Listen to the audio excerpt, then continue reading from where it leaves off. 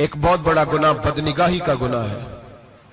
آپ کو پتہ ہے ہمارے ملک کے اندر بدکاری، زنا اور بے حیائی کی شرح کتنی بڑھتی جا رہی ہے، کس قدر بڑھتی جا رہی ہے.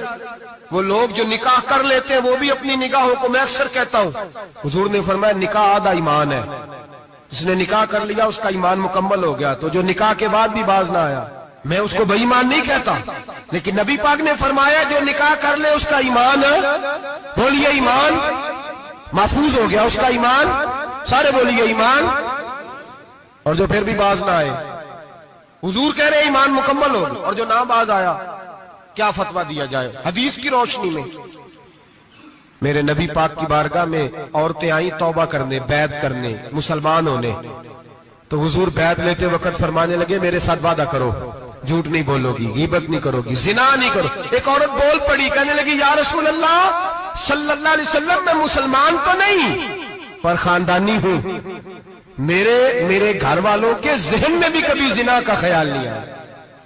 ہم تو اسے خاندانوں کے وقار کے خلاف سمجھتے ہیں. روز بری نظر سے کسی کو دیکھنا اور کسی کے بارے میں غلط باتیں، ناراض نہ ہونا. بہت سارے بوڑھے بھی لذت لے لے کے جرم بیان کرتے ہیں، گناہ بیان کرتے ہیں، غلط باتیں کرتے ہیں، کسی عورت کے بارے میں تبصرہ کرتے ہیں. کیا سمجھتے ہیں مرد اور عورت معاذ اللہ تعالیٰ ایک کمرے میں جا کے بدکاری کرے تو وہی زنا ہے؟ میری طرف دیکھیے اور جھانک کر کے سنیے کیا عرض کر رہا ہوں. ادھر دیکھیں میری طرف. نبی پاک صلی اللہ علیہ وسلم نے فرمایا زنا زبان کا بھی ہوتا ہے، زنا کان کا بھی ہوتا ہے، زنا آنکھ کا بھی ہوتا ہے. حضور کس طرح؟ فرمایا جس نے گند دیکھا اس نے آنکھ کا زنا کیا، جس نے لذت لے کے سنا چپ نہیں کرایا، پوری بات سنی، وہ بھی زانی ہے. اور جس نے گندی بات بولی وہ منہ کا زانی ہے، جس نے گند سوچا وہ دماغ کا زانی ہے. اور زانی کو سب سے پہلی سزا اللہ یہ دیتا ہے کہ سجدے کی لذت چھین لیتا ہے، عبادت کا سرور چھین لیتا ہے، اس کا نماز میں دل نہیں لگتا. قرآن میں سب سے پہلی سزا اسے اللہ اپنے دروازے سے دور کر دیتا ہے. بھائیو آج ہمارے سجدے بے کیف ہیں. آج لوگ غلط جگہ پہ گھنٹوں بیٹھے رہتے ہیں. مسجدوں میں لوگوں کے دلوں کو گھبراہٹ ہوتی ہے، لوگ بھاگتے ہیں. میرے نبی پاک نے فرمایا تو نظر کو پاک کر لے، اللہ تیری عبادت میں لذت پیدا فرما دے گا. میرے بھائی یاد رکھ لیں اور سن لیں، سب سے کمزور آدمی وہ ہے جس کا ذہن پاک نہیں. سب سے کمزور آدمی وہ ہے جو کردار کا غلط ہے.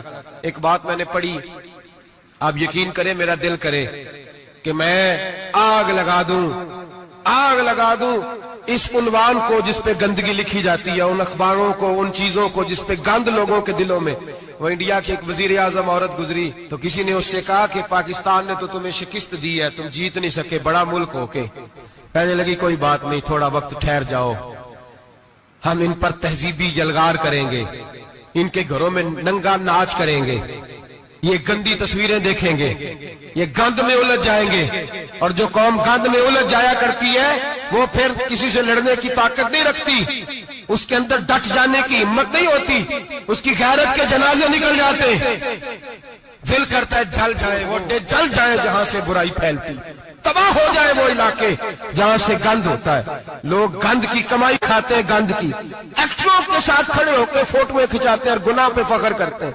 اور گندے لوگ کہتے ہیں اللہ کا فضل ہے ہم گند پھیلا رہے ہیں، ثم معاذ اللہ.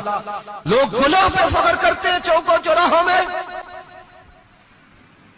محمد بن قاسم آئے ہندوستان پہ راجہ دہر کے مقابلے میں، نوجوان میری طرف دیکھیں اور صحیح ہو کے بیٹھے، خاصے صحیح ہو کے بیٹھے، تقریر نہیں کر رہا، جذبات کا. میرے جذبات سنیں، دل کے پھپولے جل رہے ہیں سینے کے داغ سے.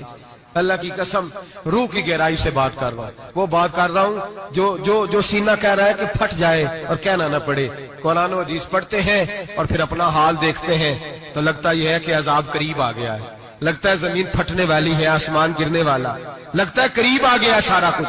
سمجھے کیا عرض کر یہ بات اگر آپ سمجھ گئے تو قیمت وصول ہو گئی. اس کو سمجھ گئے تو سمجھ لیں آپ کے مزاج کے اندر اللہ نے تبدیلی پیدا کر دی. محمد بن قاسم 18 سال کا جوان، ایک عورت کی عزت پر راجہ دہر ہندو نے حملہ کیا، محمد بن قاسم بچانے آئے. جب ہندوستان آئے فوج تھوڑی تھی، علاقہ تھوڑا تھا، راجہ دہر کی فوج بہت زیادہ، اور پھر اپنا عرب چھوڑ کے یہاں آ کے ہندوستان میں اس کے علاقے میں اس پہ حملہ کرنا، حالات خراب تھے۔ محمد بن قاسم پریشان ہے۔ ایک بزرگ نے دیکھا، کہنے لگے پریشان کیوں ہو؟ کہنے لگا سوچتا ہوں علاقہ بھی اس کا، فوج بھی اس کی، میرے فوجیوں کو تو رستوں کا بھی نہیں پتا، کیسے جنگ کریں گے، کدھر سے آئیں گے، اور پھر ہمیں زبان بھی نہیں آتی، کیسے کام ہوگا، ڈر رہا ہوں۔ 2-4 دن گزرے تو محمد بن قاسم اشاش بشاش ہو گئے۔ اور بزرگ